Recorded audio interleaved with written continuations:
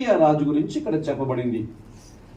యూదా దేశమును చిట్ట చివరిగా పరిపాలన చేసిన రాజు సిద్కియా, జద్కియా అంటారు. ఈ సిద్కియా రాజు కారణాన్ని బట్టి, అతని యొక్క నాయకత్వపు లోపాన్ని బట్టి బబులోను రాజు యెరూషలేము మీదకి దండెత్తి వచ్చాడు. దేవాలయము నేలమట్టమైంది, ప్రాకారములు కూలిపోయినాయి. మొట్టమొదటిగా మనం తెలుసుకోవాల్సిన అంశం ఏమిటంటే, నాయకత్వపు లోపము ఎక్కడైతే ఉంటుందో అక్కడ ప్రాకారములు ఉండవు. లీడర్షిప్ క్రైసిస్ ఉన్న దగ్గర ప్రాకారములు ఉండవు. ఇంట్లో తండ్రి ఆ కుటుంబానికి నాయకులు, సంఘానికి కాపరి పెద్దలు నాయకులు. సరే, దేశానికి సమాజానికి నాయకులు ఎవరో మనకు తెలుసు. నాయకత్వం వహించవలసిన మనము, నాయకుడు అంటే అర్థం ప్రభావితం చేసేవాడు. Who influences is a leader. ఒక తల్లి పిల్లల్ని ప్రభావితం చేయగలదు, ఒక తండ్రి తన కుటుంబాన్ని ప్రభావితం చేయగలడు, ఒక సేవకుడు సంఘాన్ని ప్రభావితం చేయగలడు.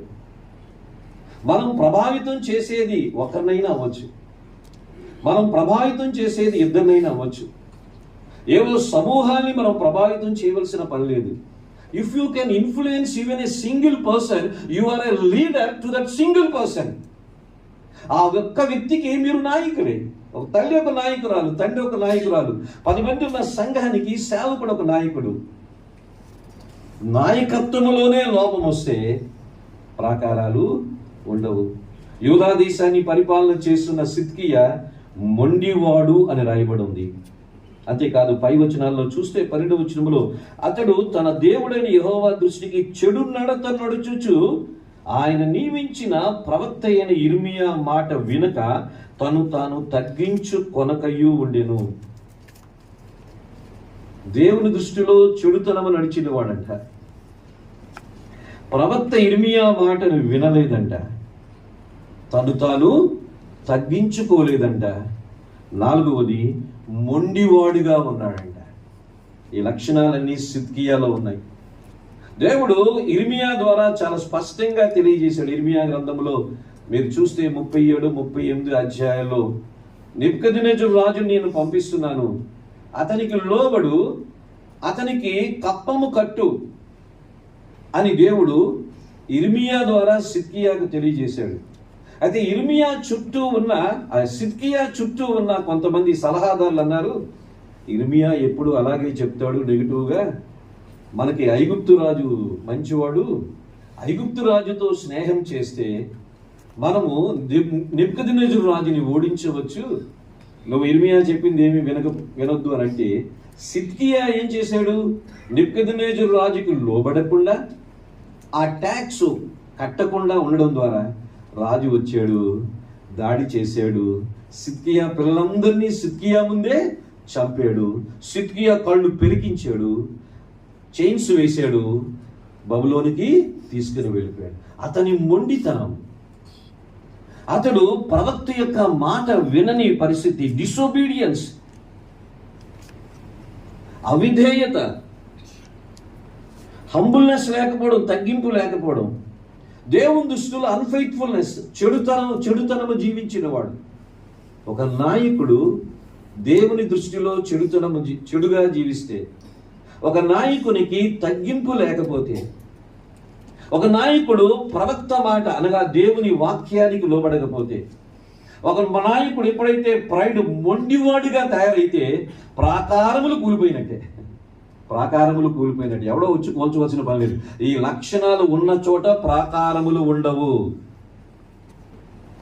ఈ లక్షణములు ఉన్న చోట ప్రాకారములు ఉండవు. అందుకని లీడర్షిప్ క్రైసిస్ అన్నది ప్రాకారములు లేకపోవడానికి గల కారణం.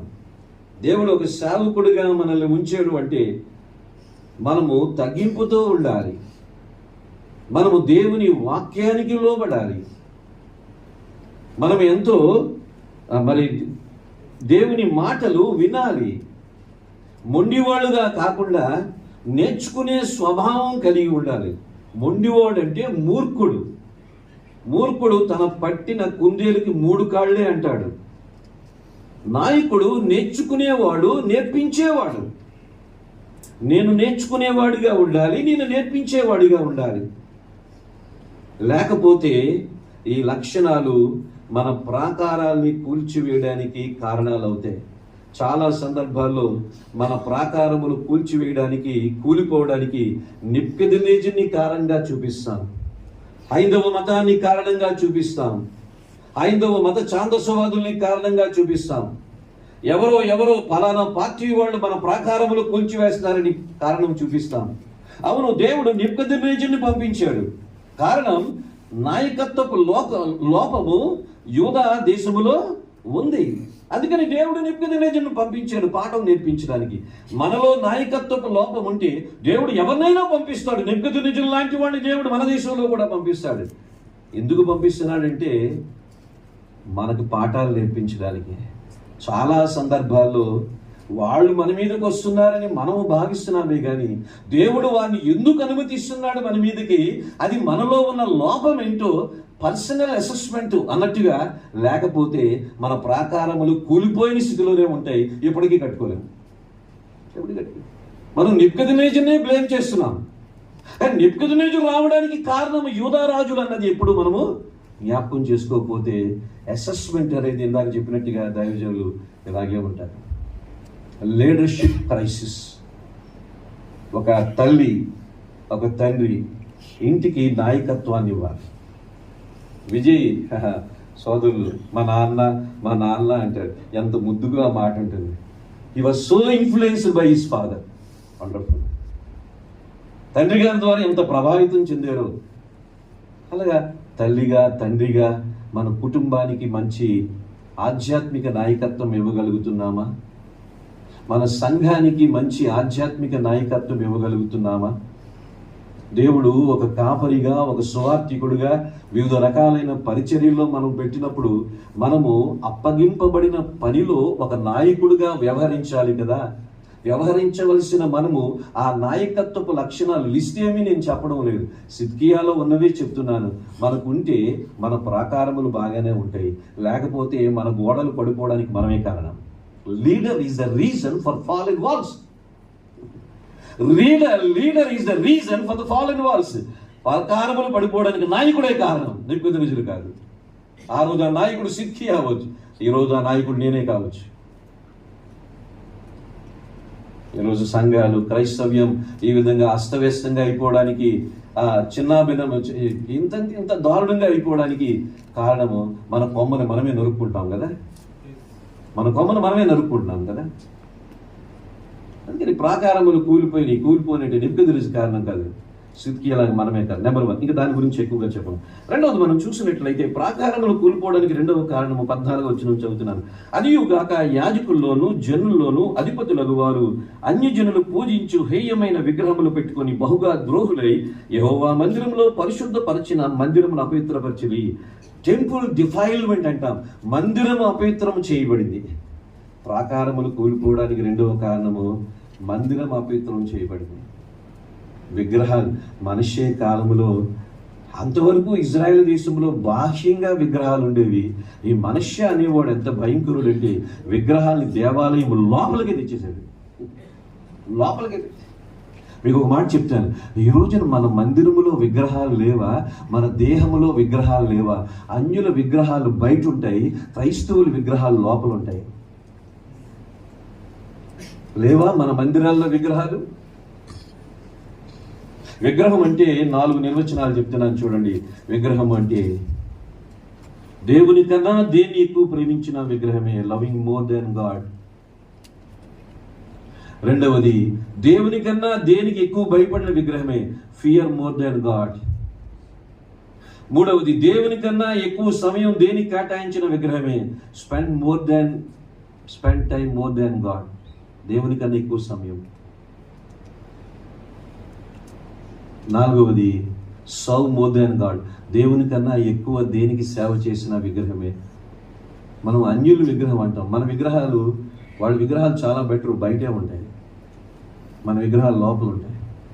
దేవుని కన్నా దేన్ని ఎక్కువ ప్రేమించిన, దేవుని కన్నా దేనికి ఎక్కువగా భయపడిన, దేవుని కన్నా దేనికి ఎక్కువ సమయాన్ని గడిపిన, దేవుని కన్నా దేన్ని ఎక్కువ సేవ చేసిన విగ్రహం అవుతుంది. మరి విగ్రహములు పెట్టుకొని అన్యజనులు పూజించు హేయమైన విగ్రహములు పెట్టుకున్నారు వాళ్ళు. సరే, వాళ్ళు ఈ రోజున మన విగ్రహాలు ఎన్నో ఉన్నాయి. టెంపుల్ ఆ రోజున అపవిత్రపరచబడింది. ఈ రోజున మన దేవాలయములు అపవిత్రపరచబడుతున్నాయి మన ద్వారానే. ఈ దేవాలయము కూడా, దేహం అనే ఆలయము కూడా అపవిత్రపరచబడుతుంది. దీంట్లో ఎన్నో విగ్రహాలు ఉన్నాయి. ధనాపేక్షణ విగ్రహం, దాని గురించి తర్వాత చెప్తాను. లోకం అనే విగ్రహం, లోకపు మెథడ్స్, లౌకిక పద్ధతులు అనే విగ్రహాలు, ప్రాకారములు కూలిపోవడానికి స్నేహితులారా రెండవ కారణము మందిరము అపవిత్రపరచబడుట, టెంపుల్ డిఫైల్మెంట్. మొదటిది నాయకత్వపు లోపం, రెండవది మందిరము అపవిత్రపరచబడడం, ఎక్కువగా చెప్పడం. మూడవది రిజెక్షన్ ఆఫ్ ప్రాఫిట్స్. 16వ వచనంలో చూస్తే, వారు దేవుని దూతలను ఎగతాళి చేయొచ్చు, ఆయన వాక్యములను తృణీకరించచ్చు. ప్రవక్తలని వాళ్ళు తిరస్కరించారు. దేవుడు ఇర్మియాని పంపించాడు, 42 సంవత్సరాలు ప్రకటన చేయించాడు. మారండ్రా, బబులోను రాజు వస్తాడు, మారండి, బబులోను రాజు వస్తాడు, ఇదిగో మిమ్మల్ని చెరలోనికి తీసుకుని వెళ్ళిపోతాడంటే ఒక్కరు మారలేదు, ఒక్కరు మారలేదు. అంతకుముందు యెషయా ద్వారా ప్రవచించాడు, దానియేలు ద్వారా కొన్ని ప్రవచనాలు మనం చూస్తాం. దేవుడు చెరకు ముందు తన ప్రవక్తల్ని పంపించాడు, చెరలో ఉన్నప్పుడు యెహెజ్కేలు ద్వారా ప్రవచనాలు పంపించాడు, చెర తర్వాత కూడా ప్రవక్తల్ని పంపించాడు. మొత్తానికి ప్రవక్తలు అంటే దేవుని వాక్యాన్ని అందించేవాళ్ళు. ఆ రోజుల్లో ప్రవక్తలు అంటే దేవుని వాక్యాన్ని తెలియజేసేవాళ్ళు దేవుని తరపున. ఈ రోజున ప్రవక్తలు వాళ్ళు తిరస్కరించారు అంటే అర్థం ఏమిటంటే, దేవుని వాక్యాన్ని దేవుని వాక్యం ఎక్కడ తిరస్కరించబడుతుందో, where there is rejection of word of God, there the walls are already fallen. దేవుని వాక్య సత్యము ఎక్కడైతే తిరస్కరించబడిందో అక్కడ ప్రాకారములు అప్పటికే లేవు, కూలిపోయినాయి. చాలా మంది వాక్యము తెలుసుకుంటారు, మళ్ళీ ఏవేవో కొత్తవి వినడం ద్వారా అంటూ ఉంటారు. మరి వాళ్ళు అవి చెప్తున్నారని వీళ్ళు అవి చెప్తున్నారు. అరే, వాడి సంగతి మనకెందుకు? మనకి ఏది సత్యమో మనకి తెలుసు.